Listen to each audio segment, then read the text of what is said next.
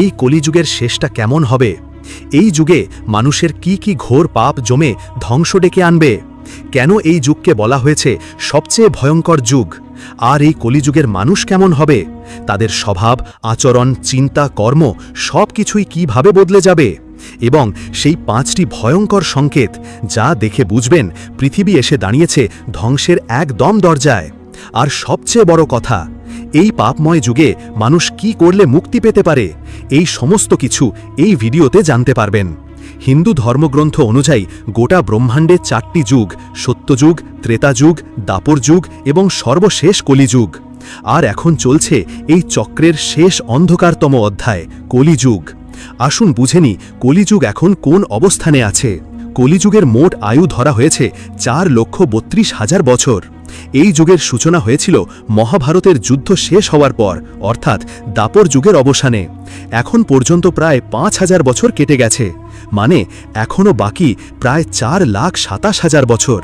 কল্কি পুরাণ আর গরুর পুরাণে এমন কিছু কথা লেখা আছে যা শুনলে শুধু মন নয়, আপনার পুরো শরীর কেঁপে উঠবে, লোম খাড়া হয়ে যাবে, আর ভাবলেই বুক ধরফর করতে শুরু করবে।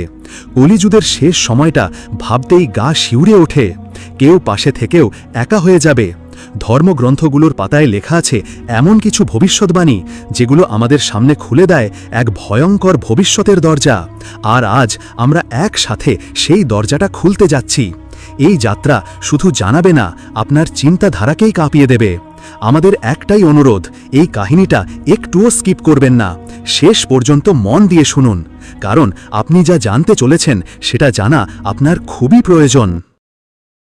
মহাভারতের যুদ্ধ শেষ। হস্তিনাপুরে শান্তি ফিরে এসেছে। ধর্মরাজ যুধিষ্ঠির সিংহাসনে বসেছেন, কিন্তু মন তার শান্ত নয়। যুদ্ধ শেষ হলেও ভবিষ্যৎ নিয়ে তার মনে এক গভীর ভয়, এক অজানা উদ্বেগ। তিনি অনুভব করতে লাগলেন দাপর যুগ শেষের পথে, আর কালযুগের ছায়া ধীরে ধীরে পৃথিবীর ওপর পড়তে শুরু করেছে। এই আগত যুগে মানুষ কেমন হবে? ধর্ম থাকবে তো? সত্য টিকে থাকবে তো? তিনি ভাবতে লাগলেন। এই চিন্তায় অস্থির হয়ে উঠলেন যুধিষ্ঠির।